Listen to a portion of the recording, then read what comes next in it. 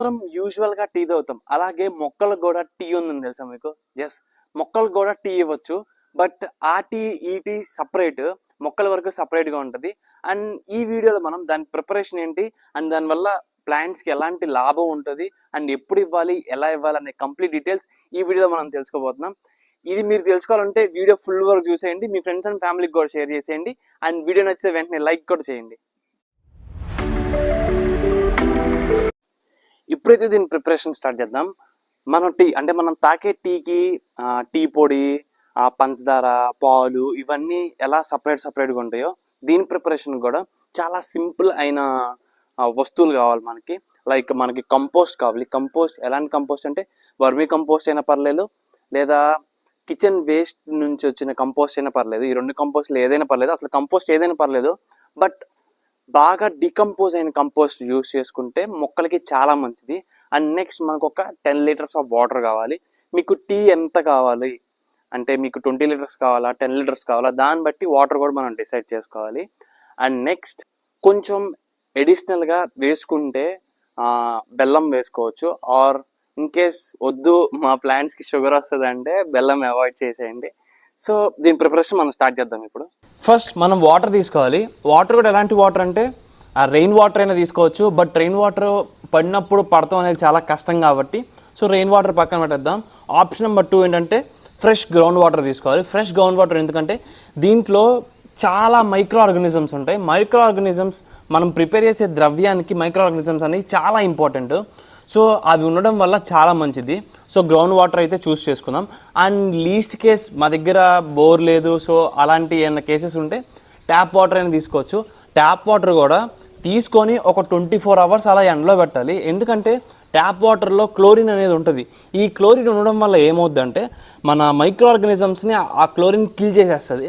So అందుకని మనం tap వాటర్ని యూజ్ చేసుకున్న 24 అవర్స్ పక్కన పెట్టి యూజ్ చేసుకోవాలి. అలా పెట్టడం వల్ల ఏమవుద్దంటే ఆ వాటర్లో ఏమైనా క్లోరిన్ ఏమైనా ఉంటే అది గాలిలో ఎవాపరేట్ అయిపోయి మనకు ఒక ప్యూర్ స్టేట్ ఆఫ్ వాటర్ అనేది మిగులుతుంది అనమాట. సో అలా నేను గ్రౌండ్ వాటర్ అయితే తీసుకున్నాను, ఎందుకంటే మాకు బోర్ అవైలబుల్ ఉంది కాబట్టి.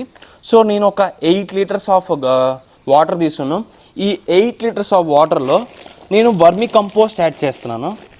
సో వర్మీ కంపోస్ట్ ఉంటే వర్మీ కంపోస్ట్ అయినా తీసుకోవచ్చు. వర్మీ కంపోస్ట్ లేకపోతే కిచెన్ వేస్ట్ నుంచి వచ్చిన కంపోస్ట్ అయినా మనం యూస్ చేసుకోవచ్చు. కిచెన్ వేస్ట్ నుంచి కంపోస్ట్ ఎలా ప్రిపేర్ చేయాలనేది మన ఛానల్లో ఈ థంబ్నెయిల్తో వీడియో ఉంటుంది, అది చూసేయండి. సో నేనైతే వర్మీ కంపోస్ట్ యూస్ చేస్తున్నాను. నేను ప్రిపేర్ చేసిన కిచెన్ కంపోస్ట్ ఏమైందంటే అదో పెద్ద కథ, ఇప్పుడు ఎందుకులేండి ఆ కథ మొత్తం. సో ఇది ఈ 8 లీటర్స్లో ఒక 4 పిడికల వర్మీ కంపోస్ట్ని ఈ వాటర్లో యాడ్ చేస్తున్నాను. వర్మీ కంపోస్ట్లో చాలా యూస్ఫుల్ అయిన మైక్రో ఆర్గానిజమ్స్ ఉంటాయి. సో ఆ మైక్రో ఆర్గానిజమ్స్ని మనం పెంచాలంటే ఒక మంచి సోర్స్ ఆఫ్ వాటర్ తీసుకోవాలి, గ్రౌండ్ నట్ వాటర్ లాగా. ఇలా యాడ్ చేసేసుకుందాం.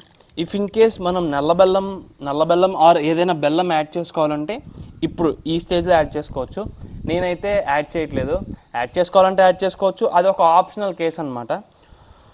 సో నెక్స్ట్ ఇలా పెట్టేసుకున్న తర్వాత ఒక 24 to 48 అవర్స్ అంటే ఒక రోజు నుండి 2 రోజుల వరకు దీన్ని ఇలానే వదిలేయాలి. బట్ ఇలానే వదిలేయాలంటే అలా కాదు. నార్మల్గా అయితే ఈ వర్మీ టీ, దీని పేరు కంపోస్ట్ టీ అనమాట. ఈ కంపోస్ట్ టీ ప్రిపేర్ చేసేటప్పుడు ఏదైనా ఎయిర్ పంప్ లైక్ మనం ఎక్వేరియంస్లో ఎయిర్ పంప్ చూస్తాం కదా, ఆ పంప్ అయినా యూజ్ చేసుకోవచ్చు. సో మన దగ్గర అందరి దగ్గర అలాంటి పంప్ ఉండదు కాబట్టి ఒక స్టిక్ తీసుకొని ఎవ్రీ 15 మినిట్స్కి ఆర్ హాఫ్ అన్ అవర్కి ఒకసారి ఇలా రొటేట్ చేసుకుంటూ ఉండాలన్నమాట. ఇలా రొటేట్ ఎందుకు చేసుకోవాలంటే వీటికి ఆక్సిజన్ అనేది ఈ లోపలికి వెళ్ళాలి. మనం ఎప్పుడైతే ఈ కర్రతో ఇలా తిప్పుతూ ఉంటామో ఆక్సిజన్ అనేది లోపల జనరేట్ అవుతుంది అనమాట, ఈ పైప్తో పాటు లోపలికి వెళ్ళి.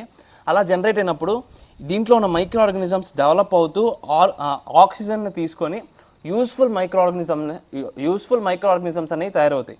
ఇఫ్ ఇన్ కేస్ మనం స్టిక్ కనుక ఇలా రొటేట్ చేయకుండా అలానే వదిలేస్తే ఒక అంటే అది మంచి మైక్రో ఆర్గానిజమ్స్ అనేవి డెవలప్ అవ్వవు దాంట్లో.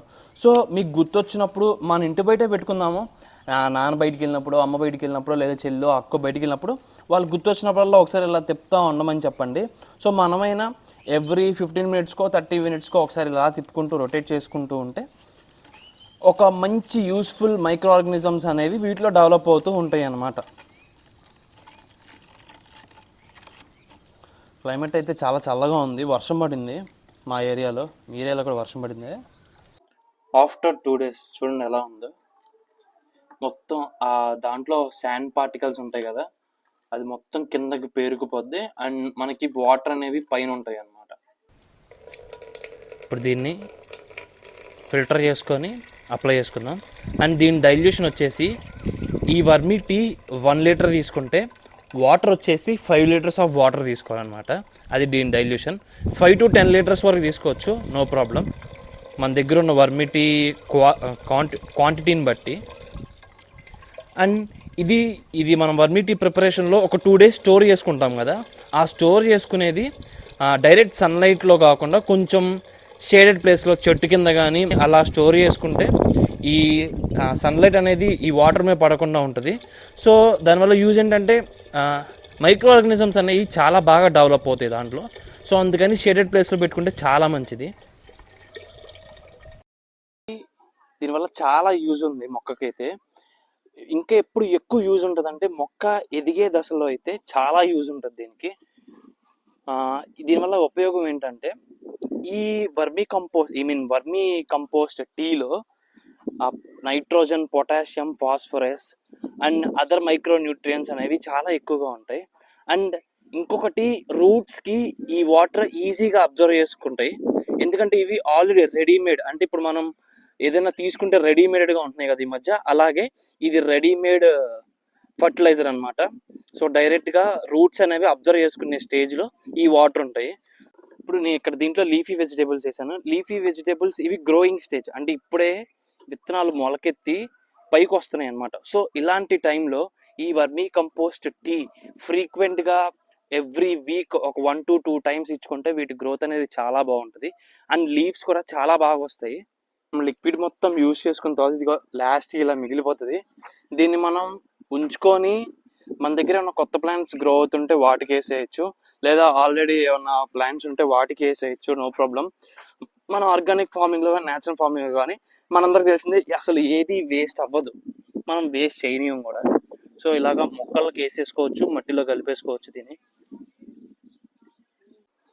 ఇలా ఏ మొక్కకైనా చక్కగా ఎవ్రీ వీక్ ఒక 1 to 2 times పోస్తూ ఉంటే చాలా మంచిది. రిజల్ట్ అనేది చాలా అబ్జర్వ్ చేస్తారు. అండ్ ఈ ఫర్టిలైజర్ ప్లాంట్స్లో ఇమ్యూనిటీ సిస్టమ్ పెంచడానికి కూడా హెల్ప్ అవుతుంది. సో చాలా సింపుల్ అండి దీని ప్రిపరేషన్ ఇంతే. ఈ వర్మీ కంపోస్ట్ అనేది చాలా సింపుల్ ప్రిపరేషన్, ఎలాంటి ఎక్విప్మెంట్ అవసరం లేదు. జస్ట్ మన దగ్గర వర్మీ కంపోస్ట్ ఆర్ ఇంకేమైనా కంపోస్ట్ ఉంటే సరిపోద్ది. చాలా ఈజీ దీని ప్రిపరేషన్ అయితే. చూసారు కదా, ఈ వీడియో మీకు నచ్చితే వెంటనే మీ ఫ్రెండ్స్ అండ్ ఫ్యామిలీకి షేర్ చేసేయండి. అండ్ ఈ వీడియోకి ఒక లైక్ కొట్టండి. అండ్ ఇంకొకటి, మీరు ఏ లొకేషన్ నుంచి అయితే, అంటే డిఫరెంట్ లొకేషన్స్కి వెళ్తుంది కదా నా వీడియో, ఏ లొకేషన్ నుంచి అయితే మీరు ఈ వీడియో చూస్తున్నారో కామెంట్స్లో మీ పర్టికులర్ ఊరు మెన్షన్ చేసి చెప్తే నేను ఆనందిస్తాను. సో నేను చేసిన వీడియో డిఫరెంట్ లొకేషన్స్కి వెళ్తుంది, ఆ పర్టికులర్ ఊరికి వెళ్ళింది. సో వాళ్ళు అక్కడి నుంచి చూసి నా వీడియోకి లైక్ కొట్టారనే హ్యాపీనెస్ నాకు వస్తుంది. సో అందుకని ప్లీజ్ కామెంట్ చేయండి ప్రతి ఒక్కళ్ళు. Thanks for watching, have a great day.